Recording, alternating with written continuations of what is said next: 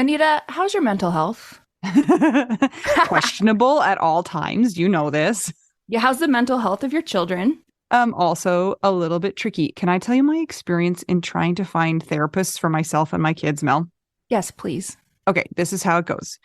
You ask around your friends and your family for a referral for somebody who's nearby.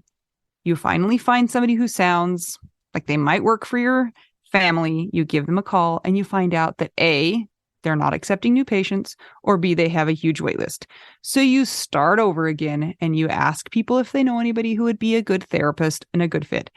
Finally, you find one, you go and you meet with them and you figure out that you don't actually like them that much. But it's been so much work to find somebody who you can go to in your area that you're kind of stuck with them. Well, do you have any ideas for how to get around this? I do, because guess what? I've actually had some therapists that I have found on my own, which involves what you're saying. Sometimes I remember one time I was like 3 hours in the bathtub on my phone looking through websites. I was such a prune at the end. But I have also had the experience with working with BetterHelp. And it was like, I don't want to say too good to be true, but because it is true, but it's like amazing because I was matched with my therapist within 24 hours. And you didn't have to go through all of that other ridiculous process of trying to find somebody. And here's the cool thing too, is if that person didn't work out for you, you can just switch and say, and it's not like you're committing to another years long search for somebody who you're going to jive with. It's true. And I lucked out, or maybe just BetterHelp is really good at matching people together because I never had to change my therapist. I loved her. Perfect fit for me. And I know that some of our friends have used BetterHelp and they've had to change therapists, and boom, same day, you can change. Easy peasy. You can ghost your therapist. Get a new one. I love this idea. BetterHelp is one of our sponsors. If you use our promo code trybetterhelp.com/WWDN, you get 10% off your first month. And we totally recommend it. Yes. Get some therapy. That's trybetterhelp.com/WWDN. Praise be upon us. Easter, the holiday, is over.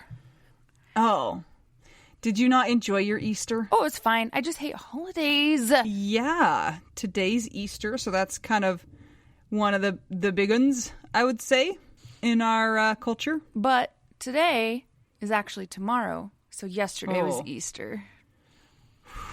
We're in a time warp. Yeah. It's going to be confusing.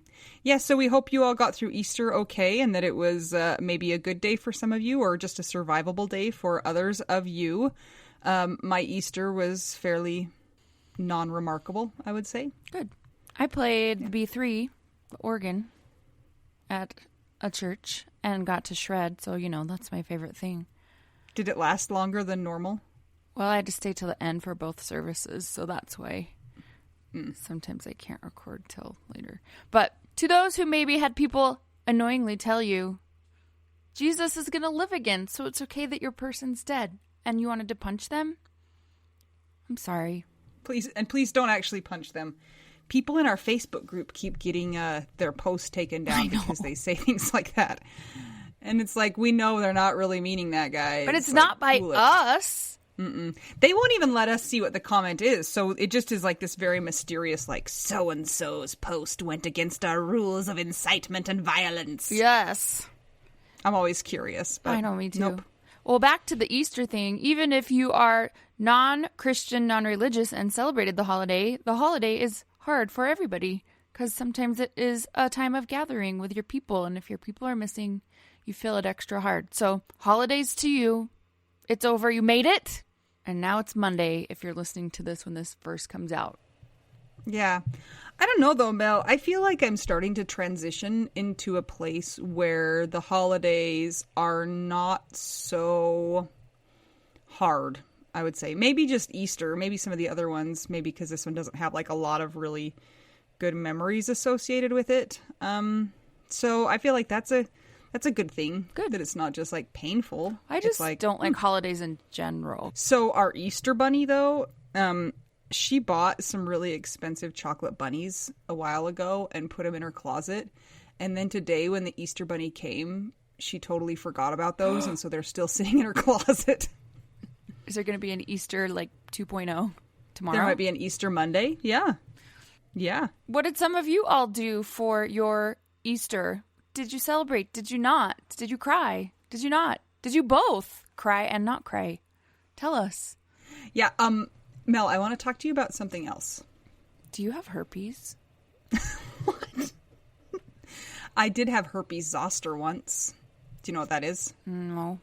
Shingles. Ew. It's the chickenpox virus comes back to give you shingles. I had it when I was 18. So, well, what would you like to tell me? So today I was missing something in particular. And I was like, I want to talk to somebody about this. And I was like, oh, I know who to talk to about this. Is it me? You. I'm going to talk to you about it. Yeah. And in turn, we're going to talk to everybody else about it too. I miss my person who I can gossip with, but in a non-gossipy way. Yeah. Like, so I was around a person a couple times. This is kind of funny. And they had an odor about them. And I just wanted to be like to Jason, do you think that they know that they smell like that? Is that like, was that just a fluke? You know what I'm saying? And it's like, I don't want to be mean. I don't want to bring it up to other people and sound like I'm like, did you smell so-and-so? You know what I'm saying? But I just want to have that person to discuss those, like, anything with. The things that could be really sensitive or, like, your deepest, darkest questions or thoughts, and they won't judge you. And they also won't, like, turn around and think you're a bad person because you're wondering about those kind of things. I'm sorry that you miss those things. That's like a good one. I would love for you to tell me, though, who smells bad. I love hearing stories like that. I'll be your person. Well, I mean, part of it is that you need to know the person, too, right? Oh, yeah. If I were to tell you, you'd be like, I have no idea. But I'm like, okay, this is the second time, so is this just like, do they not know? Or am I just being crazy? But I don't want to ask other people because I don't want to sound like I'm a jerk. So the people, you know? When we don't have our person to bounce back conversation about private conversation. Yes. That's a thing. Yeah. Yeah. And I'm like, who do I ask about that? Who do I say, like, what is the deal with that? So question for you. Mm-hmm. Since it's obvious that Jason is not coming back, he's not going to be a zombie or rise from the grave anytime soon. Yeah. What are you going to do about it? It is Easter. I don't know. What are some solutions that you may come up with? Just talking to myself and sounding like a crazy person. Huh? I don't know. I don't have a solution for this one. So, funny story, today at dinner, we're just doing our thing. Everybody's talking about everything, under the sun. And my 5-year-old goes, Mom, are you going to get remarried because I want a new dad? Oh my gosh. Out of the blue. Meanwhile, your oldest was probably like, I am going to kill you. Nobody else heard him say it, just me. Because everybody else was very deep in lots of conversations. And so he just kind of said that out of the blue. And then he said, I miss Dad. And I'm like, I don't know how to respond to that. But no, I still don't have any interest in finding another person or looking for another person or any of that. So I think that's okay. Remember the fancy lady? She said she was on like the 10-year path to even functioning. So that is kind of nice to know that there's not a timeline. And do you feel like there's something wrong with you because of how far out you are, or are you just cool with it? I'm mostly cool with it until somebody like that asks me that question. I feel like there's very few people who I will give any sort of opinion to. But when your 5-year-old is like, I want a dad. I mean, that's like stab into the heart, Because I'm like, well, I don't want a new dad for you, so I don't know what to tell you. I don't know what to tell him either. Except for I must not be a suitable widow wife because he's not taking me seriously. Yeah, I don't think he thinks of you as his dad. But can I tell you the other funny thing that he said today that like balanced it out? Yeah. In the middle of church, Easter Sunday, everybody's really quiet. He stands up on the pew and he goes, Mom, when are you going to buy me some more eggnog? Yes. I'm like, what in the world? Where did that come from? So, yeah, there you go. I'll say it once and I'll say it again. Your number 4 needs his own comedy show. He's the best. Or some eggnog. Or eggnog. Don't spike it. Yeah. Oh, no. We can't be doing that. So, yeah, I don't feel like I'm abnormal. I'm not worried about it. Although sometimes I start to think like, why, a lot of people get back on the dating bus a lot earlier. And I wonder what's the difference in like, why do they want to get back on the dating bus and why do I not want to get back on the dating bus? And I don't know that there is an answer, but it is something I think about every so often. Why do some people like peasant dresses and some people hate them? Mel is so angry about fashion right now. She's like, why are these like all pioneer dresses? Nikki understands me. Mel, I kind of like the pioneer dresses. You know what? That's why this podcast is so great, because you like things like that and I hate them. And you have kids and I have 0 kids. And you were married a long time and I was married not a long time. And you like holidays and I have not really liked them. Because also, I wanted to support my point. When like you, it's a debate. Well, first of all, if you're a working musician, you are working when everybody else is off on vacation and on holidays. Mm-hmm. Remember that, world. That's all I'm saying. That's my announcement to the world. So it's like, people are like, oh, yay, we're off work and we're doing this. And it's like, no, our day has started at 6 a.m. and it's gone this long. Or, you know what I mean? So I have a different perspective. But that's why we're the best. That's why we're good widow wives. Also, fun fact, you know about this. I received a formal diagnosis this week. I know. Why are you laughing? Because of that thing that you sent me about what it meant. I don't even remember it. When I was like, what does that mean? And you're like, ass damn shit. Oh, I have been diagnosed with ass shit damn. ASD. Which I didn't know what that meant immediately. And Mel told me that it stood for ASD, right? Yeah. Ass shit damn. Yeah. And I was like, oh no, well, that sounds real bad. Yeah. Almost as bad as herpes. Almost, but actually way better. Superpower. What is it? Autism spectrum disorder. But as we know, there's a lot we don't know about the brain and different people, but we do know there is a spectrum. And some people on the spectrum are nonverbal and have a lot of things they need help with for their entire lives. And some people are what they call high functioning. There are always debates between the lingo used. So I've even seen debates on what I'm about to say. Controversial. I was diagnosed with ASD in a mild form. Some people are like, don't say mild. I don't know what else to say, people. Can we just say you're a little weird? I guess, but like, you're weird and you are not. This is true. It's interesting because I've told several people, and they're based on the type of person they are, they either believe me or they think that it's a bunch of BS. And then that makes me like, okay. So maybe this doesn't need to go in, but like, I don't understand why people don't believe you. I think that autism is relatively new in the lifespan as far as being discovered and talked about, and neurology and all of that stuff, and how it is with environmental factors or socially or genetically and all those things. And so in my experience only this week, and this has like been 3 days ago, the people that have not done research on it and are not kept up on the continuing research of it and how it is unfolding and always changing and things like that are the people that are like, yeah, right, that's really funny, nice try. And the people who perhaps have a child that's on the spectrum or are maybe in the artist community. I mean, the artist community is like kind of a very accepting place for a lot of people that actually already have probably that. Full, yeah. It's full, yeah. Everyone's like, cool, awesome. And some people have said, well, so now that you know that you're 40, what does that mean? And I'm like, it doesn't actually mean anything. I mean, I'm adult and I'm functioning, and like, it just gives me maybe some perspective on certain things developmentally that were specific to me, or like different anxieties. And you have to rule out ADHD and PTSD because those can also be confused with autism spectrum disorder. So did they do that? Yeah.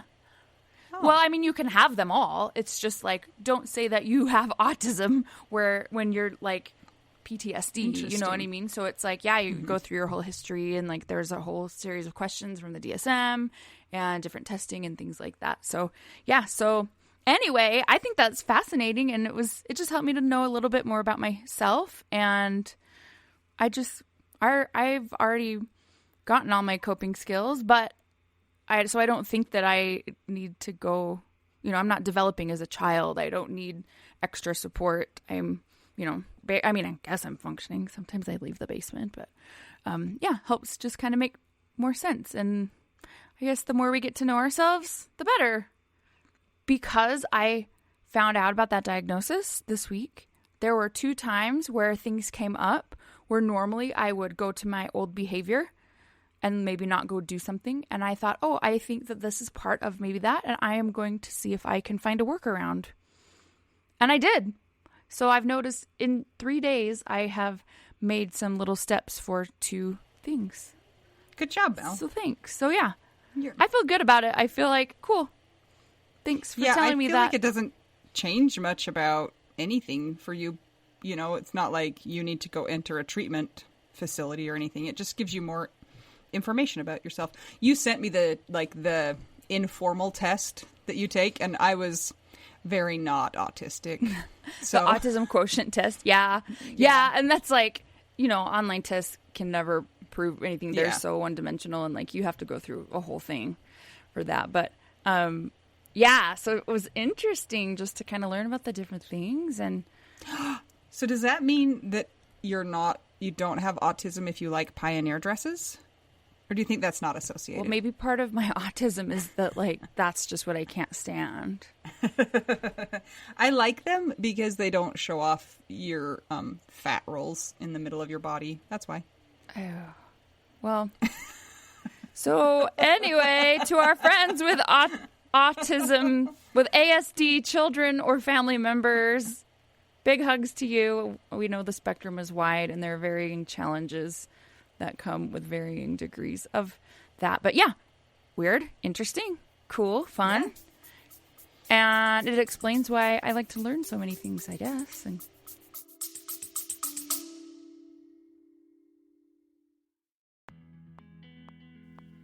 sometimes we assume that unless we had a huge life insurance payout, we don't really need to know anything about investments or even finances. But guess what? A little knowledge of finances is critical for all of us. Maybe your partner was in charge of that stuff, and now you find yourself making all the decisions. Maybe you're mad about that. Maybe I am. Nicole from the He's Gone But the Money's Not podcast is here to help.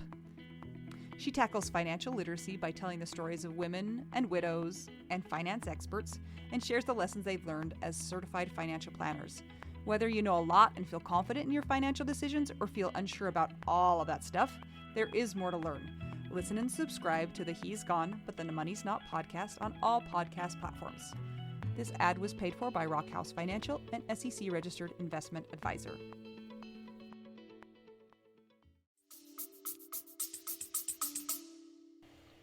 And how you are. Well, I had nothing groundbreaking like that this week, so. I went roller skating for my 6th day ever. Now I have light-up wheels, and I put blocks on my skates so I can slide. And I had to relearn everything because it made my balance kind of different.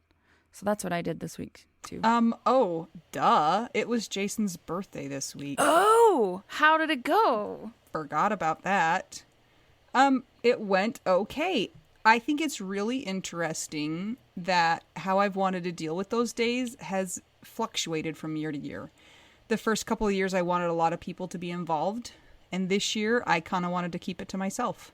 I did things inside my own head, and I went on a bike ride. I decided a couple years ago that I would ride my bike the number of miles that he would be old. And every year since he died, his birthday, the weather has been horrible. So again, we had this freak snowstorm on his birthday, so I couldn't ride my bike outside, so I rode it inside my basement. He would have been 46 this year. And then in the evening, I took my kids to churrascaria, which is a Brazilian barbecue place, because Jason lived in Brazil for a couple of years. And I did it by myself. I, on purpose, did not invite other family members or people to come with us because I wanted it just to be our little tribe. And we went and we succeeded, and my kids weren't terrible, and I thought it turned out pretty good.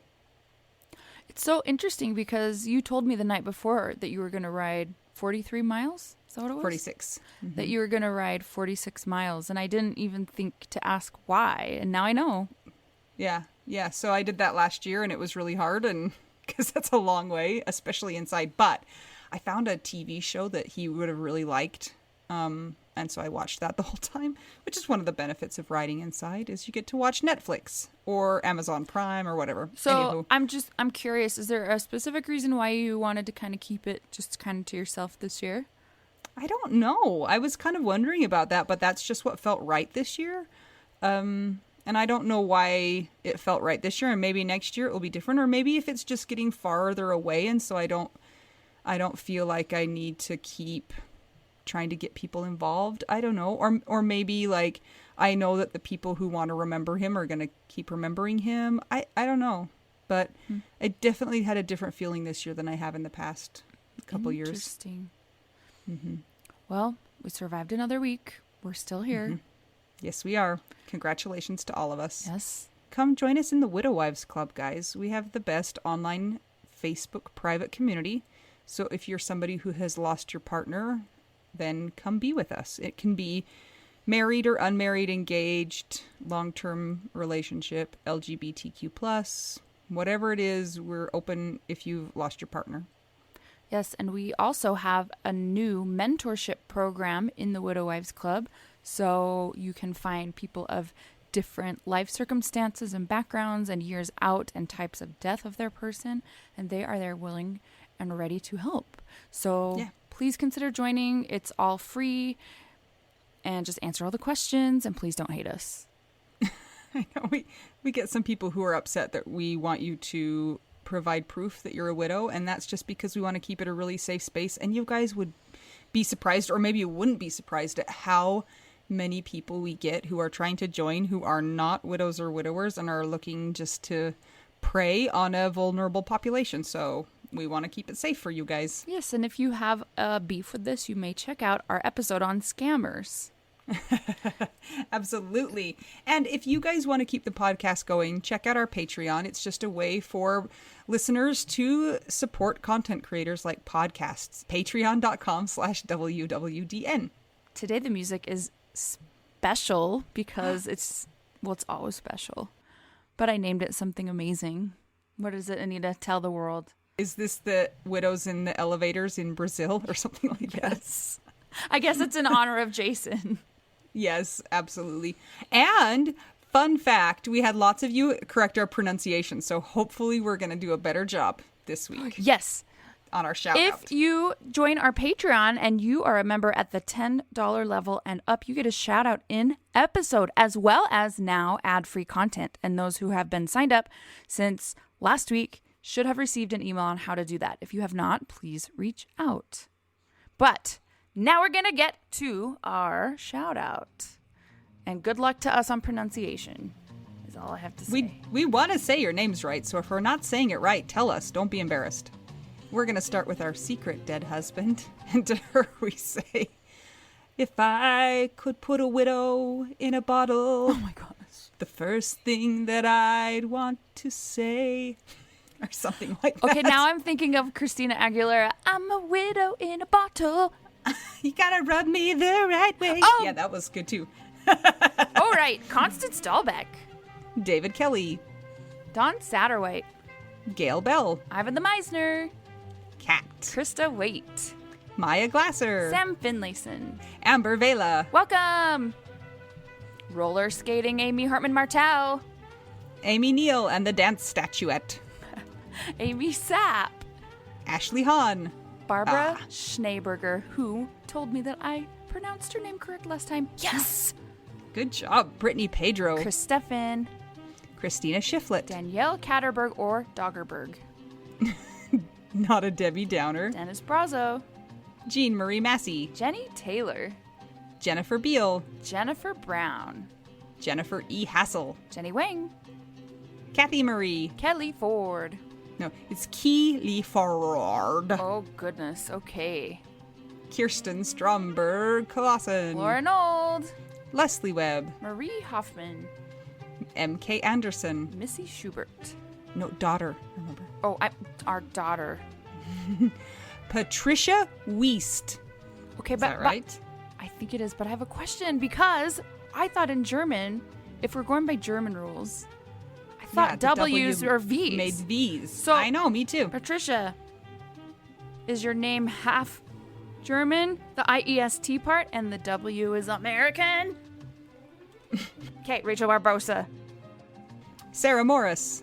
Sue Golek. Sylvia Shore. Taylor Snyder. Karen Cornejo, The Winehouse. Vicky Spit. Anna Tracy. Christina Scambato. Christine Anderson. Cindy Raynaud. Don Barber. Debbie Fells. Judy Malkin. Deborah Westwood. Diana Becker. Emily Toledo. Eric Vandermeulen. Aaron Posick. Gabe Lozano. Gia Benoit. Gina Haas. Ian Sini. Ilianabel Ruiz. Jackie the Coil. Jane. I know I can pronounce that one. Jenny Armstrong. Jenny Bear. You can't pronounce Jenny Barrows. Jenny Barrow. Jocelyn Milo. Julie Stevenson. Karina Jacobo. Katie Radcliffe. Kara Skera. Chris Morgan. Laura Bradbury. Lara Keeley. Yes, finally. Dang it. Lindsay Konopka. Lori Farrington. Marjorie Lewis. Mary McGowan. Megan Montague. Melissa Bowers. Melissa Hancock. Peter Rukavina. Becky Zebra. Yes. Sarah Kennedy. Stacy Saywert. Sunshine Haven. Tammy Teravist. Tara Wallace. And next we have Valerie Packer. Of the West Hills. And finally, last but certainly not ever least, hockey fight penalty box, Wendy. We went to a hockey game last night. I was thinking you should have done hockey karate expose. You guys, at the hockey game I went to last night, it had the best intermission. It was these kids doing like choreographed karate. It was amazing. Anyway, thanks to those who have joined our Patreon. If you would like to join, please sign up at patreon.com/WWDN. Remember, you get ad-free episodes, plus a bunch of other fun stuff. So check it out. And if you don't want to do that, you can buy us tacos at buymeacoffee.com/widow we do now. And yeah, we go eat tacos for realsies. And if you don't even want to do that, that's chill. You can just write us a nice review and give us 5 stars on Apple Podcasts or Spotify. Yes. All right, Mel. Are we ready to do this? Yes. You guys are going to love this guy. So much fun. We had so much fun. Yes. I'm Anita. I'm Mel. We're 2 young widows. We're surviving the holidays again. Just trying to help you figure out widow. We do now.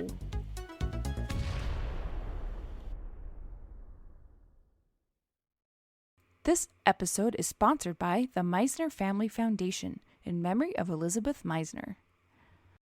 We're having so much fun already, Anita, that I don't even know where we're going to go from here. I know. I had to remind you that we were going to actually start recording and talking about things about the podcast. They could have talked for hours about who knows what. I know. Everybody, we are here with like our people, the best person ever. His name is Gary. Welcome, Gary. Hello. Thank you for having me. I'm very excited. And I was telling Gary earlier that I legitimately thought his name was Gary Scribbler because that is his handle on Instagram, but it's not. What's your last name, Gary? My name is Andrews, Gary Andrews. But you are a scribbler. I am a scribbler. It is what I do. Not what your given name was. No. Are you related to Julie?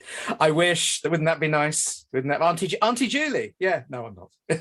When I was a kid, I used to wonder if I was. When I was a child and went to see Mary Poppins, I was like, is she anything to do with it? No, darling. The ultimate awesome aunt. Wouldn't that be great? Anders. Wouldn't that be just good? Practically perfect in every way. Funny enough, my daughter is actually playing Mary Poppins in her school show at the moment. So there you go. There's a little link for you. Oh. So, Gary, tell us where you are coming from. I am coming from Surrey in the UK, which is halfway between London and the south coast of England. near Gatwick Airport, if anybody's ever flown over there. I can hear them take off from my house. So yeah, that's where I'm coming from. Nice. So if we hear, well, hopefully not too much at the moment, but you never know. Gary, we generally only invite people to talk on our podcast to share a similar experience in their life, and you also share this experience. So can we back up a minute and find out about your person? My person was Joy. That's like the perfect name. It totally never met anybody who was better named. She was extraordinary. One of those people that would walk into a room and light it up. Never had a bad word to say about anybody. The brilliant mum, tall, beautiful, funny, clever. She was the full deal. Don't know what she was doing with old fart like me, but it was yeah, I met her. I met her a long time before we fell in love. When I first met her, way back in the beginning of the 90s, she was still a teenager, and we were at the same little theatre. And I saw this talented youngster and thought, wow, she's so good an actress. This girl, she's amazing. And then she went off to university and sort of got on with growing up. And I was back home going through sort of life and divorce and stuff like that.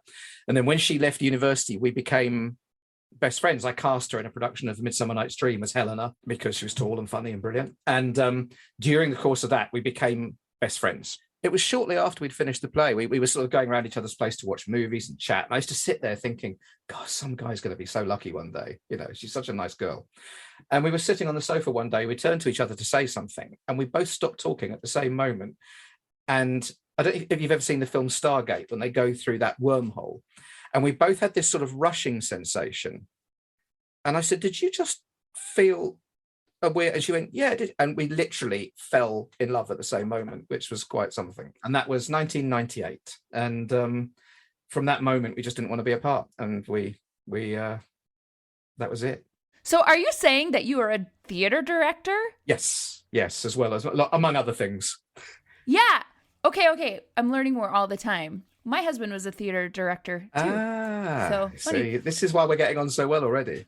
I know. So tell us all of the different things that you do. Okay, well, I'm the thing that pays most of the bills is animation. I'm an animator and an animation director, and storyboardist, artist, and voice director and voice artist. I do a couple of voices on a show and illustrate books and what else? Well, I draw stuff basically and tell people what to do, and a bit of theatre directing, a bit of acting, bit of stuff, fight arranging. Also, I'm a sort of bit of a sort of all rounder, really, but in the arts. You do everything. Yeah, I'm terrible at putting up shelves, and I don't know anything about cars. So there you go. You are a true artist. I'm a true artist and a useless bloke. Yeah. Did you say fight arranging? Yes, I do a bit of sword fighting and unarmed combat and stuff. I used to be in a stunt team years ago and touring the country doing that sort of thing. And now I teach fights for sort of amateur theatre and stuff. Yeah. I wish that we lived closer so we could all hang out because you're too fun. Well, that would be very lovely, wouldn't it? We have to do something about it one day. Yes. So, and you, before we started recording, you said that Joy was also in the creative arts. Yeah, as well. She was an actress as well. She had some professional acting work. She was also a musician, composer, and she was editor and effects artist on the sort of computer and stuff. We made films together. So she was another one. We our company we had together was called Ego Trip Media because we did everything. So, and our films were Ego Trip Productions because we just ticked all the boxes. We sometimes had to make up names for ourselves for some of the jobs, so it looked like more people worked on it because it was just us. So we used to invent names for the credits. Yeah, that's hilarious. Gary, I feel like you had a really great opportunity. You basically got to cast your wife as your girlfriend before she was your wife. You were like, I'm going to give her the part. She'll fall in love with me. I'll get to have her for my own. If only I was that devious, that would have been great. I genuinely thought when we were sort of that when we were friends that, some younger, hunkier, taller guy was going to be very, very lucky one day. And I would sort of grab the opportunity to have this friend while I still could, until she got whisked away by some, whoever. And luckily she was blinkered and foolish enough to fall in love with me, which was wonderful. So, yes. So was she younger than you? 15 years. There was a 15-year age Oh, gap. so quite a bit younger. Yeah. You are lucky. Tell me about it. She was taller than me, younger than me, prettier than me. It was like, I used to wake up every morning thinking, one day she's going to go, hang on a minute. What am I doing? Yeah. But I mean, as I say, we got together in 98. We got married in 2004. We had our first child in 2007, second one in 2010. Yeah, it was just, beautiful. We were very, very lucky. Had a beautiful life. Okay, so you know what we're going to ask next. What happened? Well, in October 2017, we've been away for a lovely weekend selling DVDs of a film that we've made at a fairy festival in Glastonbury, like you do. Of course, yes. And we've been listening to folk music and eating curry at the pub and having walks up the Glastonbury tour and all that sort of thing. It's just the perfect weekend. And then I had to fly to Vancouver on the Monday. So she drove me to Heathrow with the kids and I went off to Vancouver for some work. And I phoned on the Tuesday and said, how you doing? And she was, I've got a bit of flu. I went, oh, yeah, put your feet up. Phoned again on the Wednesday. She said, yeah, I still feel rough. The kids are at grandma's. I'm just having a quiet day. I said, look after yourself now. Then on the Thursday, I phoned and my daughter answered and said, oh, Mummy can't come to the phone. Auntie Marie's here at the moment and they've called the doctor because she really doesn't feel very well. So I went, okay, keep me posted. I went out for lunch and then I got a phone call when I was out at lunch in Vancouver saying, can you get a flight home? She's been taken to hospital and she's quite poorly. And I went, okay, so I was supposed to come back on the Monday, but I managed to get the overnight flight on the Thursday night. Landed at Heathrow at lunchtime on Friday, by which time she died. She died at 3:30 in the morning on the Friday, and we found out afterwards it was sepsis. So that was, in that instant, my life was, turned around 180 degrees. I landed at Heathrow. I got met by my brother-in-law and my mother-in-law, and they told me when we got back to the car, and I had a 1-hour drive to come to terms with that concept, and then they'd managed to keep it from the kids so I could tell them. So I took them out in the garden and told them what happened because they thought, I'd want to, obviously. So such a lucky ducky that they saved that task for you. Yeah, well, you know what? I'm glad they did.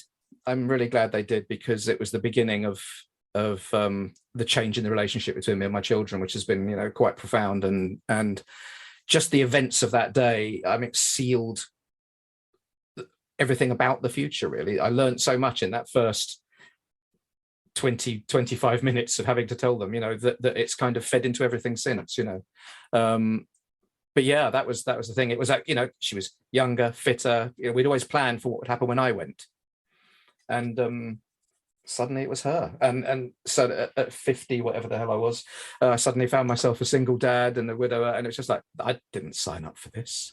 It was the strangest, most surreal feeling ever. How old were your kids when she died? 7 and 10. So in that 25 minutes that you said you learned so much, what was that? Well, I took them out in the garden and basically I had to break the news to them. So the thing that I sort of decided on the spot without any kind of thought as to the whys or wherefores was not to soft pedal anything. And so I said to them, well, look, that Mummy got taken into hospital because she was very poorly yesterday night, and she's been yeah. And I said, well, she was very poorly, and the doctors were doing everything they could, but there was nothing they could do, and Mummy's died. And I just went straight in with the D word, and they sort of looked at me, and then they repeated, she died, and I went, yeah. And then that's when the tears and the howling, whatever. But they'd said the word straight away, so that's like the most painful thing out of the way, and that kind of set the pattern for how we've dealt with the whole thing. I never hid anything from them, and always talked to them straight about everything. Whenever there was any questions, they never got talked down to as children or hidden anything from them. So it was always about being just full honesty. And I said to them, look, I'm gonna cry, I'm gonna be sad, I'm gonna find this hard at times, you are as well. Don't ever hide it from me. I'm not going to hide it from you. And, we just talk to each other, and that's what we did. And the other thing that I learned, and I've told this story before on various things, is, after about 15, 20 minutes of crying, when the tears sort of stopped, the next thing they said was, what's for dinner? and that was that other huge realization. It's like, yeah, we've got to feed them and keep us alive. And you got to carry on. what is for dinner? Takeaway. But every night for the next 7.5 years. Well, certainly for the next couple of weeks. It was, and also not just that, though, of course, the amazing thing that happens is you then become the recipient of vast amounts of lasagna from your friends who bring around the official food of the grieving, which is lasagna to put in your freezer. So that was my friends just constantly turned up with dishes full of food for us, which was wonderful. But yeah, that thing of having to go, right, yeah, in amongst all this there is normality. And children crave routine and normality. I mean, it was a Friday she died. It was a Friday, what we call half term over here, which is like a break in the middle of your school year. And they wanted to go back into school on the Monday, and I said, can you just stay at home for one day so your teachers can tell your friends what's happened, because it will be easier for them to learn without you there. And they went, oh, okay. We stayed at home, did whatever we did. And then they went in on the Tuesday. So they had one day off of school after this happened, because they just wanted to go back. That was really important for them. They wanted that continuity, that element of normality, you know. So I'm curious about your 7-year-old, and whether, is your 7-year-old a boy or a girl? That's the boy. Did he have a good concept of the finality of death? Yeah. Did he understand that death meant not coming back? Yeah, we'd had a cat go before. So that's the great thing about pets. It does teach them about that sort of thing. So that he understood about that. And we'd also he'd lost a great uncle as well. So they understood about that. Plus, I've never hidden that side of life from them. I've never, been one to sort of mollycoddle kids with sort of, soft peddling on stories. I've always been very straight with them. So they understood the finality. And there were still the questions, that, she's, she won't come back, will she, sort of thing, so no. And all the what happens questions after, so there was all the natural questions you get, but there was never any real not understanding that she wasn't coming back, that was pretty sort of clear from right at the start. So also, you seem like you had some innate sense of the path that you wanted to take with your kids. I'm wondering if you experienced loss younger in your life. I mean, I never knew either of my grandfathers, and my 2 grandmothers died when I was 3 and when I was 7. And both my parents died by the time I was 30. So, and I'm an only child. So I'd lost both my parents and had to deal with that sort of loss in a practical sense already, and done the grieving thing for that. So I kind of, when it happened, there was half of the story. I was a bit of a veteran. I knew what to do about all the practical side of things. And I knew some of the emotions that would hit me. It's very different losing a partner to losing a parent. Even though I was quite young to lose my parents, it was still the right way round. You expect them to go. You don't expect your, younger spouse to go. So there was a whole different set of emotions came in with that side of it.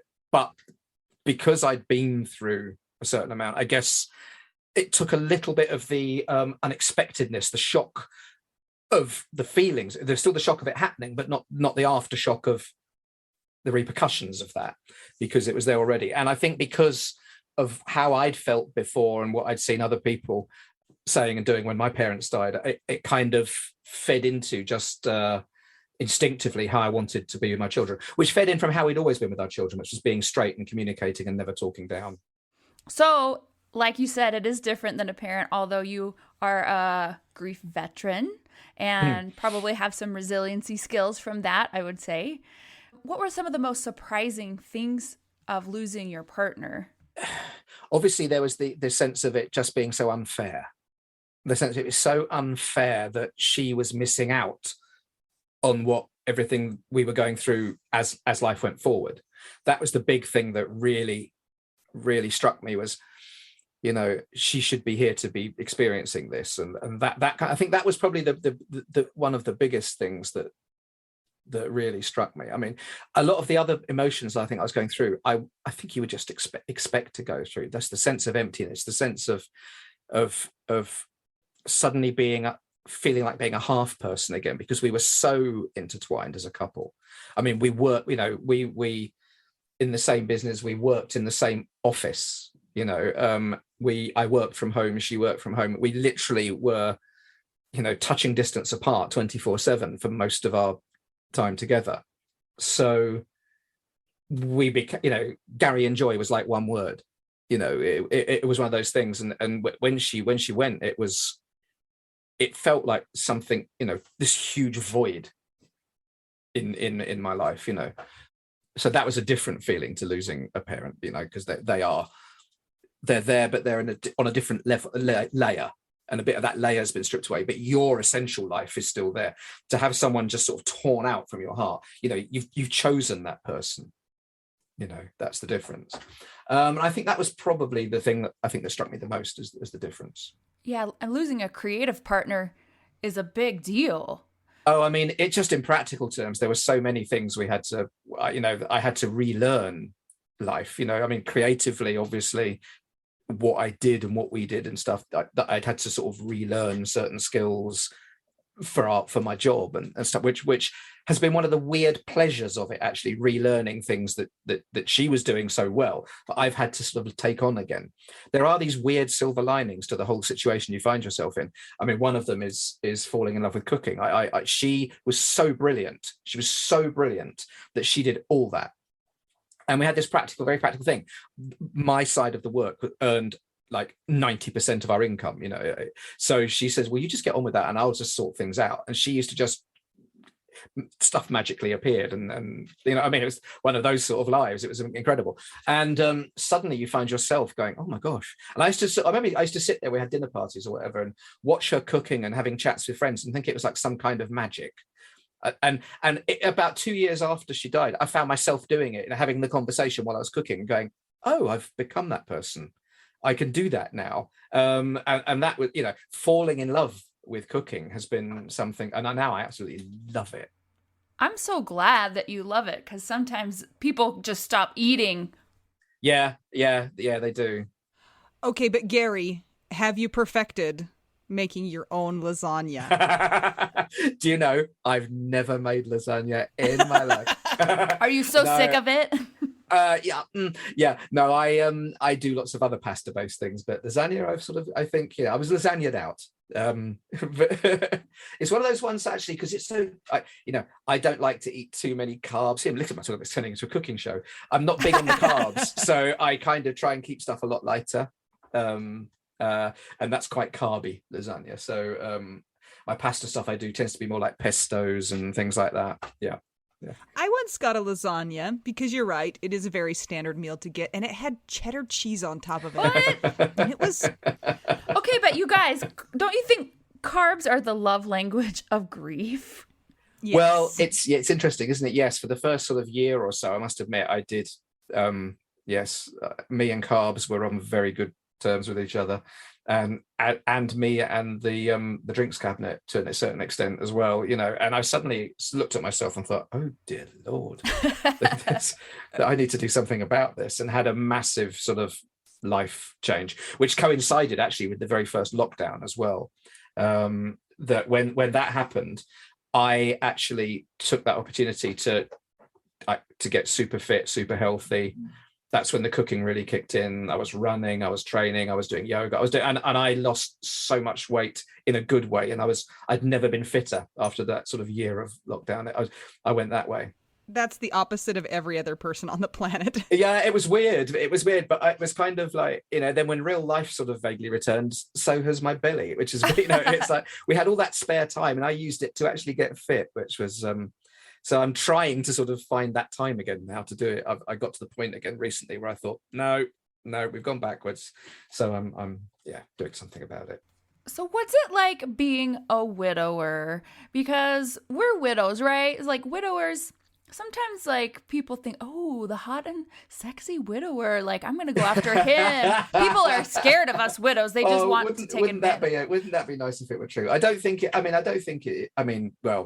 Hot and sexy, no, definitely not. Sort of Santa's understudy over here, but Hallmark movies, Yeah, I know. It's an interesting, stepping back and looking at it from the outside, it's quite strange because a lot of post-loss stuff that's out there is aimed at widows. And one of the things you found as a widower was we were quite underserved on the surface. I think it's got better. And I think if you dug deeper, there is there, but everything's aimed at the widow. And so that was kind of intriguing. And you'd go to some of these sort of situations or meetings, and you'd be the only guy. I didn't go to many meetings. What am I talking about? But the sort of the situations where there would be, you know, a gathering. I don't know what the collective noun is for widows. There must be a collective noun. We were just talking about that. We had such great people came up with really great ideas for what you call a flock of widows. Yeah, I think I don't know. Did we decide on I'll it? think of one. No, but a small part of my brain on a subroutine will be working on that while we're talking. Okay, good. But you'd sort of go, oh yeah, you know, there's me and all these ladies, you know, and it would be so that was interesting. But actually, I chose to kind of ignore all that and just be me and get on with what I wanted to do. And I think I'm lucky in the sense that being an artist, being a communicator, I never had any problem talking about feelings and about how I felt, which has struck a chord and gave me a bit of a platform to become a spokesperson, if you like, for the male widow, and part of a bigger conversation. So I mean, it's weird. It's certainly weird when you find yourself in that situation, as you guys know only too well. You know, it's an unusual and unexpected situation, but it's one in which, you know, the vast majority of us will find ourselves in at some point. But until you're in the club, you can't really appreciate what it feels like. What I did find was an incredible community of fellow widows and widowers through social media, through Instagram. You sort of organically started following each other a bit on Instagram, and out of that have come some incredible friendships. And there's a little sort of group of us called the Widow Tribe. There's about 14 of us on this sort of WhatsApp group who are all widowed. There's about 3 or 4 guys and the rest of the girls, and a couple of them have become like my best friends. We've been on holiday and all sorts, and our kids speak constantly on WhatsApp and stuff, and they live miles away, but we are so close, and there's this kinship that you develop with other people that you don't need to talk about, that you just get each other. And I mean, that's again been one of those incredible silver linings of this situation. Yeah, we talk about that all the time. The community that you find, it's kind of like you didn't want that community, but once you find them, there's this understanding that just comes immediately, and it's I've always kind of said weird. it's the world's worst club to be in, but it's got the best people in it. Yeah. You know, it's the club you never want to join, but when you're in it, you're glad you are, because the other people in it are just fabulous. So, okay, are you ready? Go on. I pulled up a wallow of widows. Oh, a wallow of widows. A sorrow of widows. Yeah. A syndicate of widows. A coven of widows. Coven's good. Yeah. A dumpster fire. A shitstorm. Oh, that's a good of one. Widows. Yeah, definitely. A survival of widows. That's my favorite so far. Okay, a mess of widows, a graveyard of widows, a thrust of widows, a WTF of widows. Do you know what? Out of all those ones, there's a lot of amusingly negative, but a survival of widows is fantastic. Yeah. Or we could be like pugs, guys. A grumble of pugs. A grumble. Grumble. Grumbling. Yeah, I thought that was so funny. Oh, a perseverance of widows. Oh, that's another one. good one. Yeah, I like it. Yeah, yeah. Brilliant. An ambush of widows. Oh, that's interesting. I'm pretty sure Nikki put Widow Mafia in there. Yeah. Didn't I say that one? But here we go. Wow, there are a lot of good ones. They are. So, Gary, when I reached out to you on Instagram, I specifically said this, that we have so many less guests who are widowers. And I think that's for a couple of different reasons. One, there are more widows than there are widowers. Yep. And two, societally, widowers are less likely to, it seems like at this point in time, be open with their feelings, to show people the grief process, to let people in on that. And it is really interesting because, I mean, we've probably interviewed 10 to 1 widows, 10 widows for every widower. But people listen to the widower episodes like crazy. And I think it's a lot of people looking for that male perspective. Yeah, and it's you don't hear it as often. Therefore, you're going to go, oh, what's going to be said here? I mean, I say I was very lucky. I had this this platform, if you like, through my art, that I did these drawings, and that's kind of what got me out there, as it were, in the sort of public. That's how my grief became public, through this doodle a day thing I do, where I was keeping a visual diary, and it kind of got noticed when it turned in from just a daily observation. Then when Joy died, it became about because I was doing it before, but it became about my grief process and about single parenting and about whatever.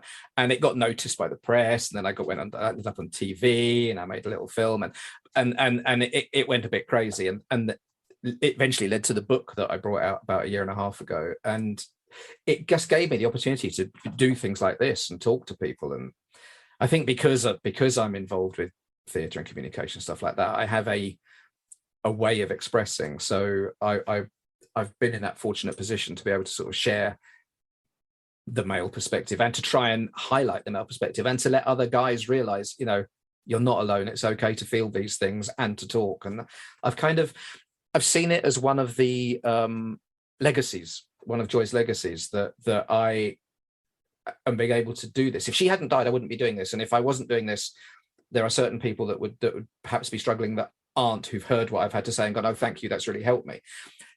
So in this weird way, her dying has actually allowed me to help other people, which I see as this incredible positive legacy that she's left behind. Same. We first came across your Instagram, and that's what we fell in love with, because we were like, what? Who is this guy? And your drawings are so unique and creative, and also tell the story of what needs to be told. And we find ourselves in that position too, where we're just like, what do we do with this? And we get messages back of how it's helped people, and we're like, who would have thought? Yeah, absolutely. I mean, I get them on a pretty much daily basis, for people saying lovely things like to me, and it's quite humbling and extraordinary. But I mean, I think part of it is to do with the fact that I made a deal with myself that when it happened, and I kept on doing the drawing, that everything that I put down would be the truth. I wouldn't ever play to the gallery. I wouldn't ever make anything up. If it happened, everything that's in there has happened. Sometimes not that day. Sometimes 2 or 3 things happen in a day. So I bank a few, just in case there's a day when nothing happens, because they happen. Working from home, you suddenly go, nothing happened today. What am I going to draw? And so I've got a little list, of things that have happened that I can do the drawing of. But everything that you see is real. And I also made the deal with myself, that I wouldn't hide the negative, that you want, the journey is important, and putting out there, because initially I kept doing them just to let my friends know how I felt. I never thought about them being public, as it were. They were just on my feed, that mostly was followed by my mates, I'm wondering if you almost feel like drawing out your feelings gives you cover, because it's not you saying it, it's like you're saying it through a different medium. Does it make it easier? I know what you mean. It's what I saw it as when I started doing it was like self-counseling. You're holding those feelings, and you're sitting there at home on your own, because the kids have gone to bed and there's no one else there. And rather than go to a counsellor once a week and sit there going blah, blah, blah, blah, blah, I had a nightly process of going, okay, today I need to unpack this. And the best way to unpack this, because it comes completely naturally to me, is to draw it. So I draw it, and I wrote a little thing with each one. And that was like saying it, like outpouring it, and putting it down on paper. And by putting it down on paper, putting it out there, it then exorcised that feeling, that moment. So if there was a pain and I could put it down on paper, it's like you'd taken the edge off it, and you could sleep, because you weren't sitting there with it festering away inside you. You'd got it out. So that's kind of how I used it, in a way, was yeah, like it would be like talking to a counsellor on a daily basis. My counsellor just happened to be a pad. So I'm wondering if there are certain topics or certain of your posts that get more responses than others. They probably do. I tend to try not to think about it, because I wouldn't want that to affect what I decided to draw. I mean, and I draw everything from the profound, for want of a better expression, to the banal. And sometimes it's got nothing to do with grief. Nothing. It's just a stupid little thing that's happened with my kids. My son growing out of his trousers was last night's one, just a picture of his ankles. And that gets loads of response from people. I mean, you never know what's going to strike a chord. I mean, obviously the grief-based ones tend to get a high hit because a lot of people are following me because of that, and because it's a very shared emotion.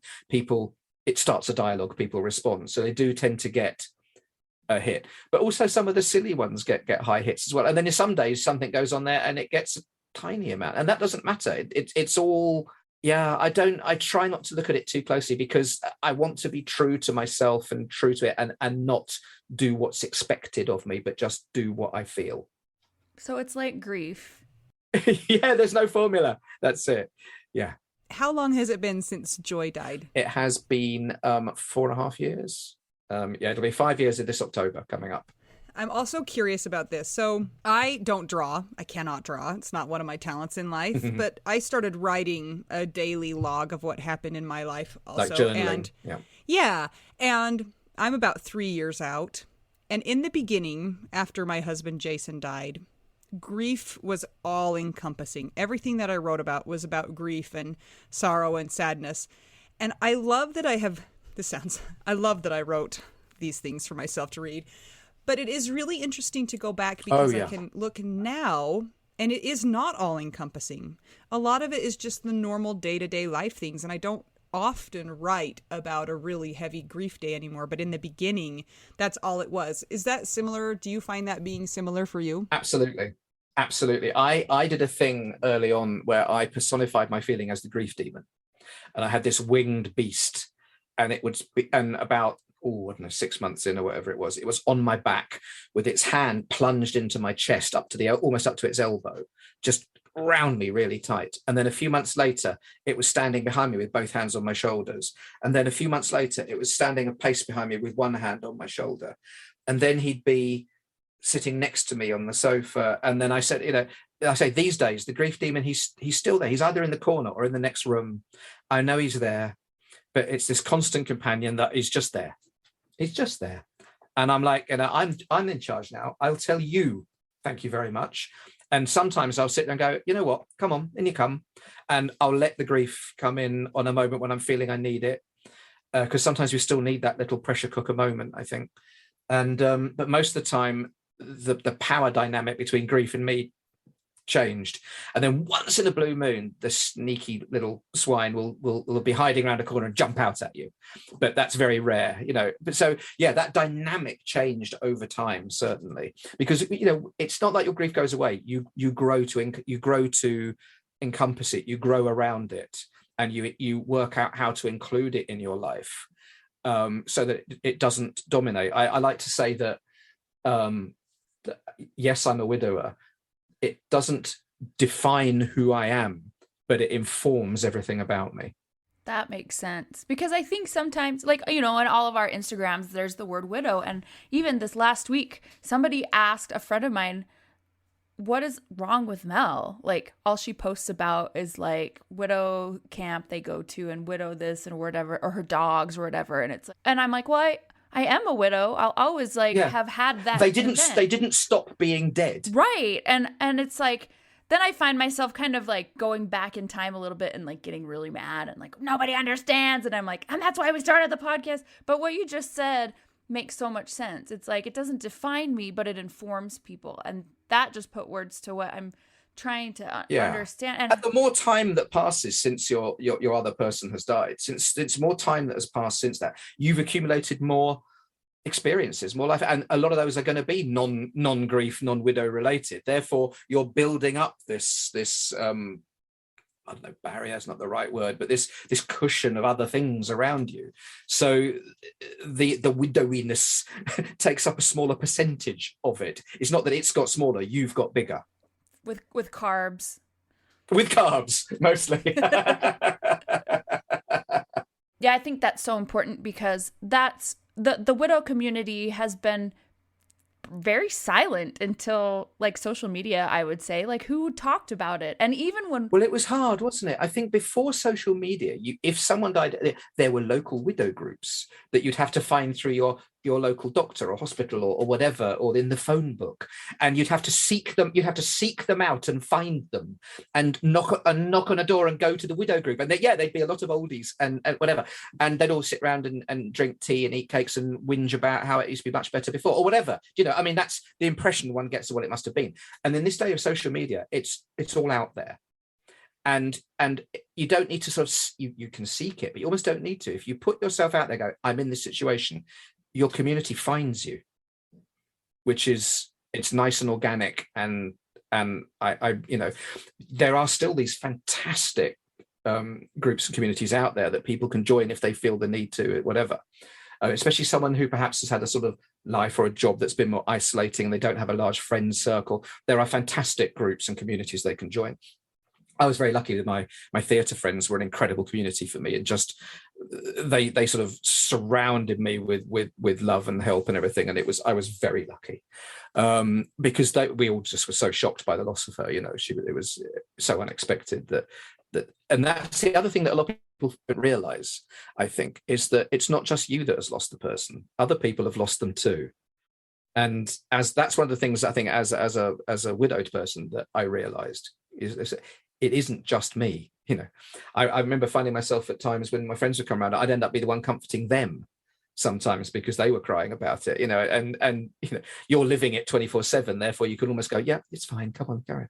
A friend's circle and your friends not being afraid to actually say to you, what can we do to help you? Because your friends say, let me know if there's anything we can do, and you sometimes as a widower feel, I can't ask them. But if they said that to you, I mean, take them up on it. My friends set up a WhatsApp group for me that I wasn't allowed to join, but it was about me. And if basically I could ask the admin if I needed something or I need a babysitter, and they would put it onto who can do Thursday. And it was like about 30 of them on this group. And one of them go, I can do that one. And so I was looked after by a WhatsApp group, which was called the Andrews Support System, or ASS.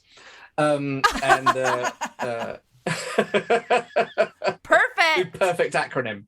So that's, I mean, if anyone is listening to this, is listening because they've got friends who have been widowed, doing something like that, setting up a little group with other friends to help them, is such an incredible practical thing that they did that I would never have thought of, and I was eternally grateful for. Yeah, we used an app. I had some friends and they used an app called Trello, which was kind of the same thing. Like, you can put your needs in there and then somebody's like, oh, I got that. And that worked great for about a whole year.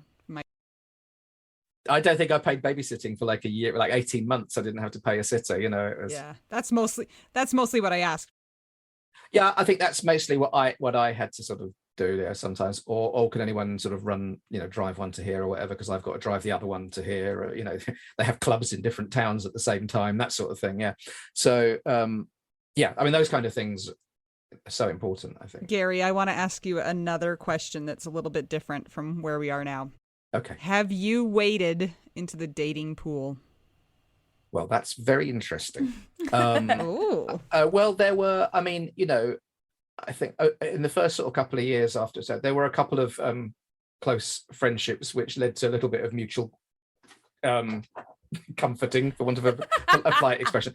But it was only ever, it was what it was. We understood that where we were at, it was about being lonely and needing comfort, whatever. There was a bit, but I wasn't ever sort of looking for anything, because in my life I've never actually really asked anyone on a date as such. I've always just sort of ended up falling into relationships, and I was so tied up with actually looking after the kids and getting on with my work and my life that I kind of just sort of chatted with friends and stuff like that. But what actually has happened was just before, not last Christmas, but the Christmas before, I got someone on Instagram who'd been following me for a bit, plucked up courage just before Christmas and sent me a direct message saying something rather lovely to me, and that became a conversation which became a relationship, and we got engaged just at New Year.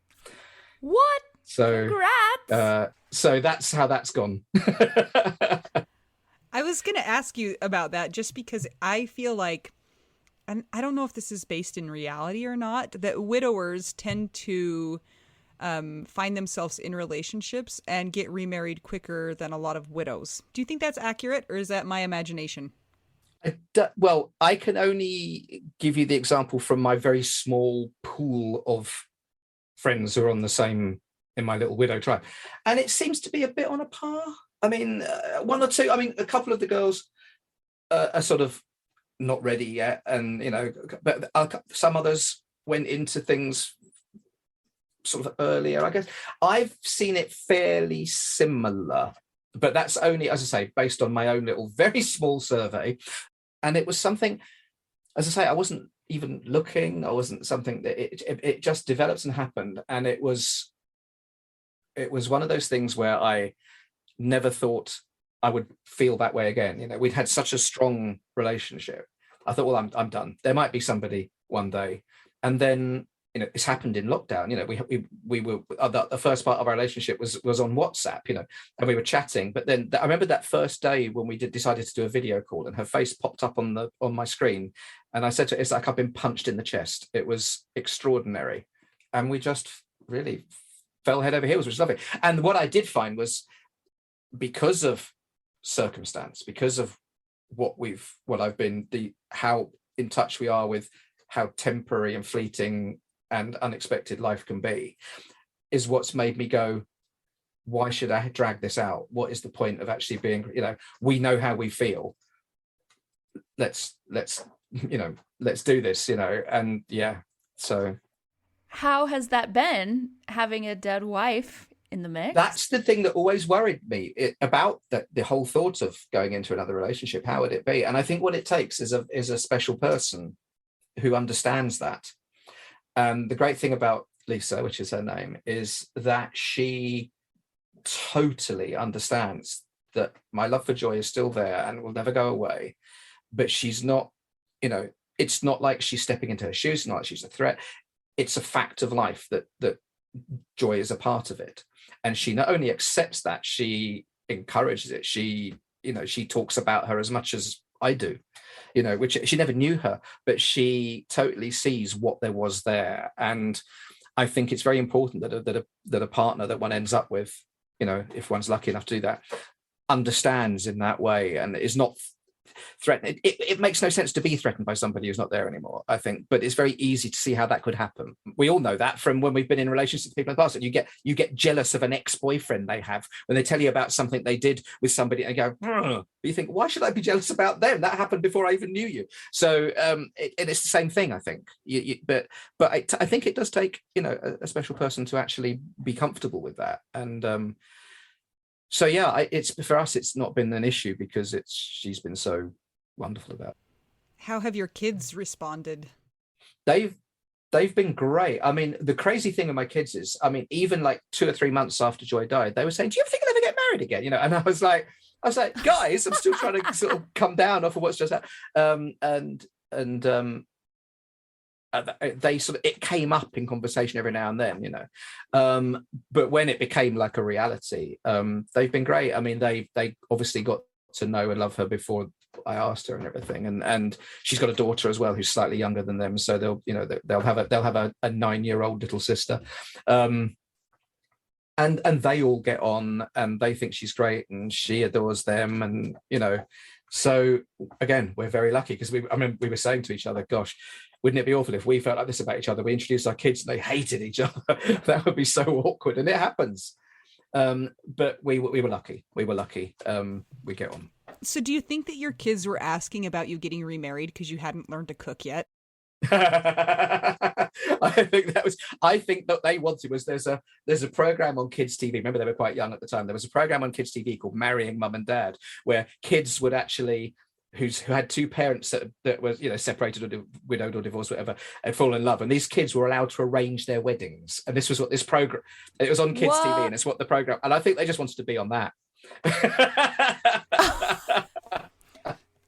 Valid. Yeah, well, that's fair I enough. still think you should let them. I mean, I don't get to choose, but I think that they should choose your tux. Oh my lord! Ben would have me dressed in something anime. Oh, I think Lily would have me dressed as Fat Thor from Marvel. I think, I but think only you if she could could dress combine as those Black two Widow. things. I think Lily would want to be Black Widow. I think, and then but I'd have to be Thor, who's gone to seed. Yeah, That's funny. Someone's got to be Baby Groot, Oh, though. that would Come be Ben. on. So cute. Actually, no. Ben would be Spider-Man. He's. We wish you all the best luck in your new relationship and your engagement. Do you guys have a date set? We don't at the moment. I mean, she lives about an hour and a half away. So at the moment, what's actually happening is in about 3 weeks' time, I'm having a massive load of building work done at my house where we're having a loft conversion done so that we're getting extra room and everything built. So once that's all done, then we've got to work out when we're going to move her daughter from her school, so it's kind of like so once they've moved in, it will be fairly shortly after, because it's going to be a tiny wedding. Gary, what's next for you in your life besides getting married? Oh, You still my doing Lord. all of your Still keeping the doodles going. I mean, I can't go to bed now unless I've done my doodling. It's part of my routine now. It's my sort of mindfulness bit of the day. When it's time for bed, it's like time to draw. So that will keep going forever. I mean, apart from that, I don't have a master plan. I just tootle along with life, and whatever happens. I'm working, I'm doing storyboarding. I've got a couple of shows coming up. A bit of theatre stuff, but generally just sort of looking forward to the weather getting warmer and being able to sit in the garden holding Lisa's hand and reading a book and drinking a G&T. Really, that sounds like that's my aims at the moment. Gary, it has been so amazing to talk to you today. Thank you so much for being here. Oh, it's been my absolute pleasure. We actually have one question for you that we ask as our final question. Oh, okay. It's really hard. You might fail, but prepare yourself. What is your favorite cheese? My favorite cheese is Gorgonzola. Really? Oh! But I don't eat it anymore because I've stopped eating dairy. Oh, darn it. But I do love that. Also, a close second would be a real hard Parmesan. Mm-hmm. Yeah. I feel like Gorgonzola is very polarizing. Gorgonzola, well, I love it because I love a strong cheese, and I love that stuff like Stilton and things like that. I love a strong cheese, but Gorgonzola has that sort of slightly metallic edge that I really like. And it goes great on pizza, and it just gives it that little kick, which I really like. Yeah. Okay. That's his answer, guys. He hath spoken. Thank you so much for joining us today, Gary. We hope everybody listening has enjoyed Gary's story and has found something in it to take hold of. You can find Gary on Instagram, right, Gary? Where do they find you? Instagram and Twitter as Gary Scribbler. Which is not his real name. I don't know my real name. Yeah. And you have a book? A book called Finding Joy. Which you can find. I mean, if you can find it in an independent bookstore, do. But if not, you can find it on Amazon. Finding Joy, which kind of the title wrote itself, really. And it's a collection of selected drawings from about the first 2.5 years of the widow process, and it's about the journey from grief through to finding joy again in life, basically. Excellent. Well, until we talk to you again, I'm Anita. I'm Mel. And I'm Gary. We're just two young widows and one widower whose name is not Scribbler. And not young. And we say if you feel young, you're young. And we're all just trying to figure out widow. We do now. Yay. Woo. This is my favorite thing to discuss with you. Tell me, what is it? One of my favorite things. I do enjoy tacos and cheese and dogs. This is about how you cannot pay hundreds and hundreds of dollars for a phone plan, especially when you're a widow, your person is dead, you might have kids, you might need another option, and you just want your phone to work, you want unlimited texting and service, and you want it to be like $25 a month. It blows my mind that they have plans that start at $15 a month. That is so cheap. And the cool thing is it uses other 5G networks, and so you don't have to pay extra for that, and you still get great service. Yep, Anita and I have traveled all over, and I have used my phone. So I highly recommend it, and my mom's even on it. When my dad died, we put his phone down to the cheapest plan, which is $15 a month. And I think my mom's on the $20 a month plan, and it's so worth it. It's so much cheaper than what we were all paying before. So I highly recommend it if you're on a budget or not. Who cares? Ryan Reynolds is in charge of the company, and they send you free stickers with Ryan Reynolds temporary tattoos. It's kind of the best. So if somebody wants to sign up, what can they do, Anita? Go to trymintmobile.com/WWDN. Seriously, you guys, Such a great idea. Save yourself some money. And if you're worried about losing data or having any changes with your phone, not going to happen. They walk you through it. Everything's fine. It's the easiest process of all time. Again, that's TryMintMobile.com/WWDN.